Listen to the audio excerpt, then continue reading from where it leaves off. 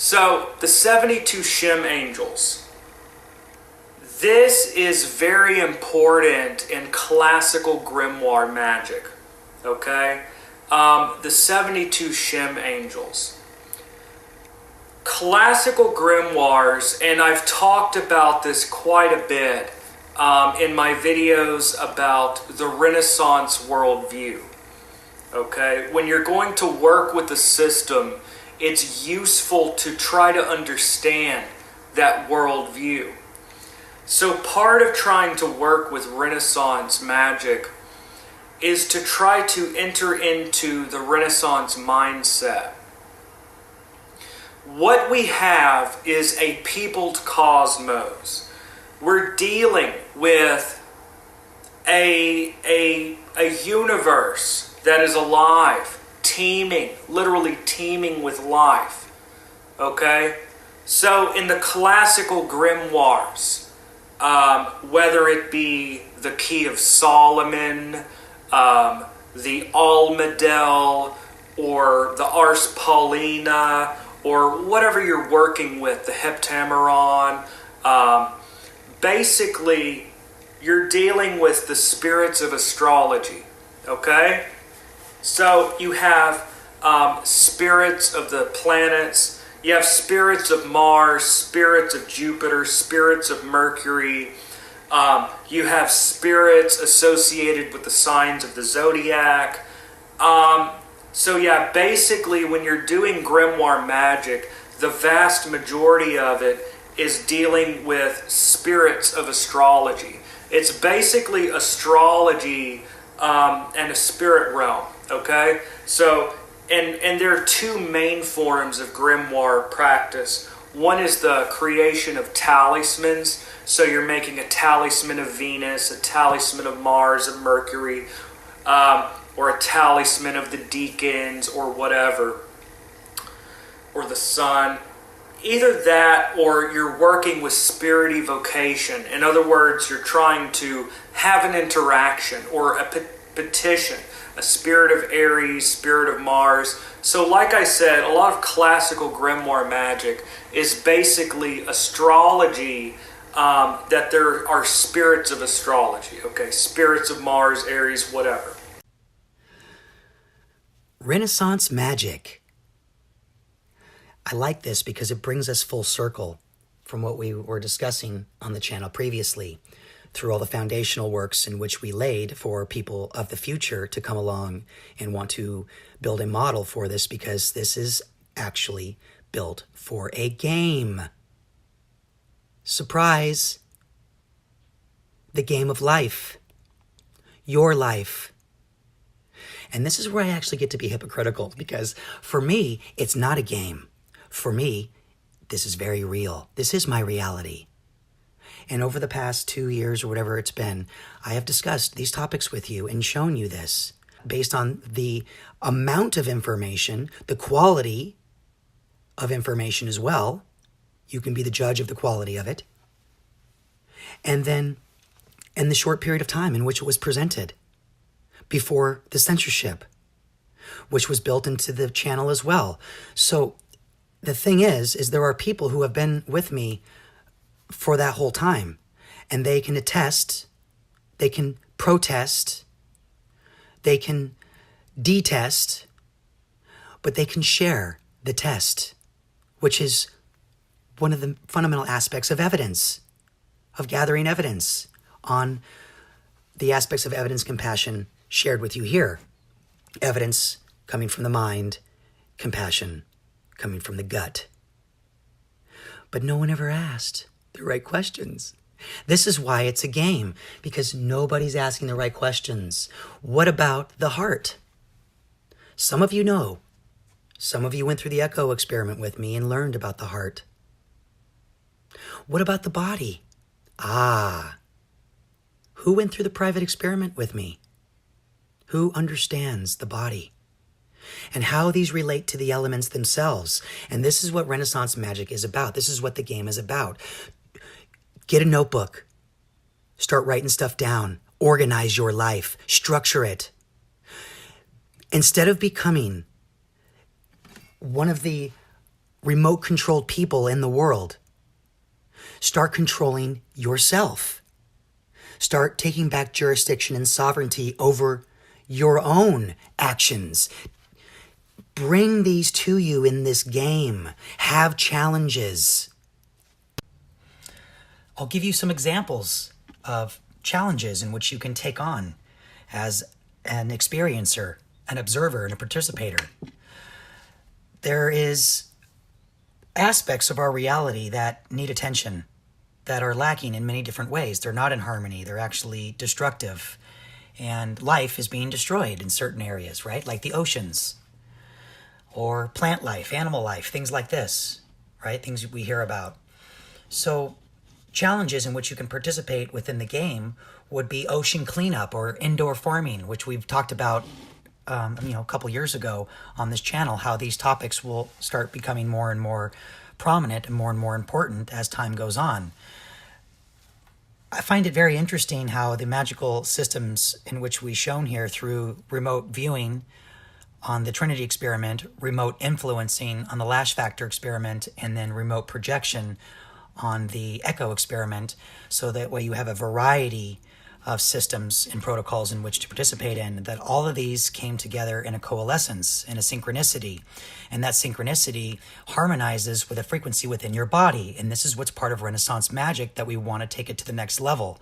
We want to build upon this system and this structure because of how the harmony works within it and within your own body. So with the Renaissance understanding and worldview, there is a lot of workings with astrology and with the Zodiac. In fact, the tarot is another very important Renaissance tool that has been used as a game. The tarot is actually a game. And in fact, we actually still use the tarot to this day. We just call it cards, right? You have the diamonds, the clubs, the spades, and the, all the different suits. And those same suits are like the swords, the cups, of the tarot, right? So it's just more dumbed down with a deck of playing cards as opposed to the tarot itself. So these are all our tools or weapons, by the way. We discussed that here, that you can use in your practice. So how it relates to the body, how we organize it here with Hypertech, just to take these ideas to the next level, is using your body as that attunement, as that encryption. And through those processes, you develop hyper skills, hyper talents, where challenges become effortless. And your timing is within a harmony with the other aspects around yourself. So that way it's easier for you to observe, right? Remote view, influence, okay, which is your power, your internal nature. So you have the force as pushing outside of yourself, and you have the power which comes inside of yourself. So you have the mind and the gut now working together, and then the Echo experiment is the heart, and the heart is the movement, is the transformational aspects to your magic, and this is within your body also is related to time.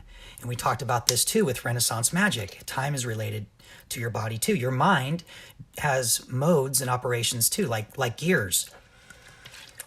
So your mind would be more connected to the past. Not all the time, by the way. We have this amazing ability to maneuver these things. So it generally stays within certain parameters because of how we've organized our civilization at this particular point. Throughout history, throughout time, there are different organizational structures in which we participate in. So when we come here, we have no memory because it depends on the culture and depends on the time in which we find ourselves in. But all the same elements, all the same aspects we still have open source access to. There is no real mystery other than the ones that we like to put on it for brainwashing or conditioning or religious beliefs, status beliefs, all these belief systems, space beliefs, even the systems in which you find here are beliefs in the end, right? For example, the Earth, no one's seen the ends of the Earth, so it's a perspective in which we have to put our own boundaries on, and we build models around these boundaries, and this is why it's part of the game, because there's certain things that we just don't know, so that we have to add imagination to those parts. But the things that we do know, that's what we organize in space-time. This is how we have access to time travel, to remote viewing, to magic, to these aspects. Not card trick magic, right? That's part of the game. Okay, I'm talking about real magic, which is harmonizing your body with everything.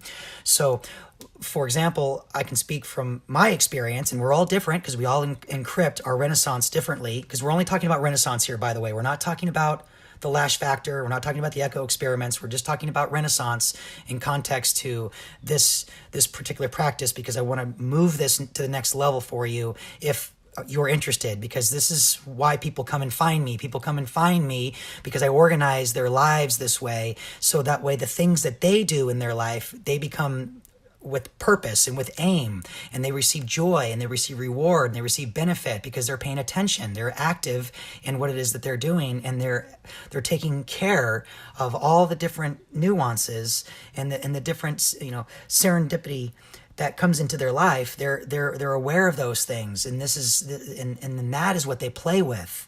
And again, this is what connects it to the game aspect. Not for me per se, but for the understanding of how you incorporate this into your life. For me, this is how I live my life. So that's why it's easier for me to teach this, to share this with you.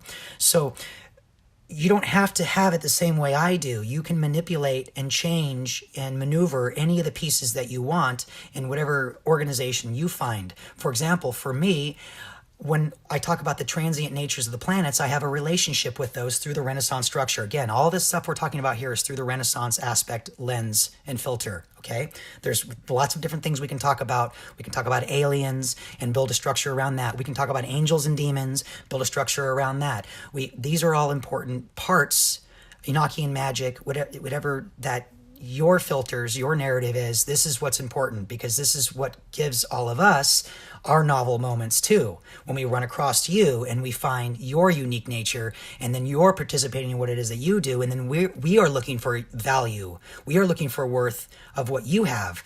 So what you find of value, this is what I'm hoping to share with you in the game, what I'd like for you to give, to all of us, because that's how we'll all benefit and we'll all grow.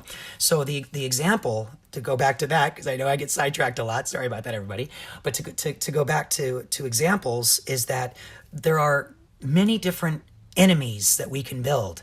We talked a couple years ago about, quote unquote 5G technology before it really started hitting the consciousness of mainstream.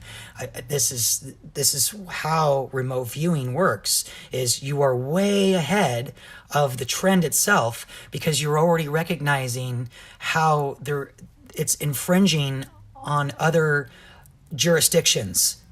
And because they're infringing other jurisdictions, there's a lot of energy, a lot of force being put behind those aspects. So like money, for example, money is a currency, blood, sweat, tears. People are upset about this, so those are tears that come out. People use words, they use language that are visceral, like real dangerous almost. This is again why we built censorship into the channel, is because we knew with teaching people these type of magical practices that it would change the language. And I will share from my perspective, because I was performing these, I can tell you my universe, if you will, my perspective on where I stand has completely and radically changed, and it fits within the model we built here on this channel. We have changed the language, everybody.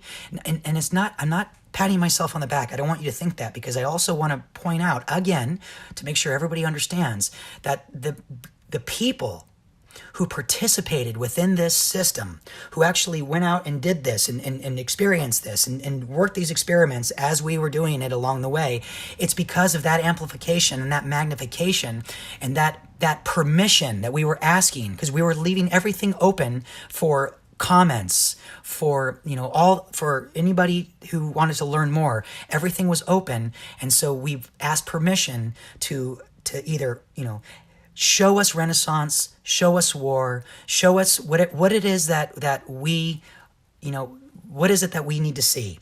And then what is it that we can do to respond to those things in our own way? And this is how the channel progressed and came full circle, is to include all the different aspects and to realize that there is a harmony. Everything that's happening right now is happening exactly the way it's supposed to happen. Okay? Past, present, and future come together in the ever-present now. Our future self is in communication with us through our gut. Okay, this leads into how time is built into our body. So the future comes to our gut, intuition, feelings, emotion. The present moment is in our heart. This is why our hands come out of our heart, because you have the right and the left, the outside and the inside, the magnetic and the electric. Okay, right being electric, not all the time, but generally, the left being magnetic. Okay, passive and active properties built into our systems, right? They're a mirror image of each other. They are not the same. So they are their own unique, process in which you perform your practice and your skills throughout your life. So the present is in the heart, and then the mind is generally the past. So in the Trinity experiment, we were actually building the foundational principles for the past, to bring the past into alignment with our present moment and with our future. Then what we did is we actually went into the gut next with the lash factor, and then we went into the heart with the echo experiment, and the body we did in private. Okay? Now, the Renaissance portion, how it relates to the planets and not the Zodiac, we can talk about that too, because that is also part of the Renaissance process. But to go back again to how the elements themselves of air, earth, water, and fire, these are actually built into the Zodiac too. For example, Taurus is the fixed earth sign. Aries is the fixed air sign. So earth, Taurus, air, Aries, Leo, fire, and then Scorpio, water. Well, that's interesting, because what we have is, those are all the fixed ones, right? And the mutable, like Pisces, and anyway. The point is that the air, how I encrypt it within my body, and everybody's different, air for me is in my mind. And what I do is I have a yin-yang principle where there is an opposite of the masculine and the feminine that I switch, because I want to have those as rulers, if you will. So I have Jupiter and Saturn as rulers. And there's another reason why I do that. And if you're interested, I'll share it with you right here. When you look up at the sky, the sound you make is ah. When you look down, the sound you make is oh, right? So you have, like how angels and demons, just to bring that into this narrative, just for a second, just for half a second, I want to bring this. So you have Yahweh, when you look up into the sky, Father God, Yahweh, and you have Elohim, Mother God, Elohim, which is below. So as above, so below. So there is a harmony still built within all the different practices that you find on all the different religions and all the different ways in which we perform our duties and our skills and our talents and how we move about with each other and our observations.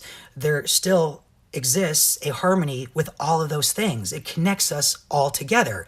And that's how this whole system comes in the end with the game. And if you're interested in playing a game like this, a real life game where you become the hero, what is it about you that is interesting? What is it about you that you find of interest? So the most interesting people that I have found in my experience are the ones who are living their passion, who have will, and they are implementing that every single day, where they get up ready, willing, able, and they make a difference in their own way, whatever that may be. So, like I said, some of the challenges that you can take on through the game are, many different aspects. Here's one that you can do relates to time. So if you don't want to do something physically and you want to do something metaphysically, right? And this is part of the lash factor portion of it. If you're into more power than you are into force, if you're into more pressure as opposed to temperature, where you want to be dense instead of light, right? So in the lash factor experiment, you can work within time as well. Saturn controls time as passive nature, and you can work with depression if you have depression, You can go to root causes of that, and you'll find that depression has a mode that's built in the past.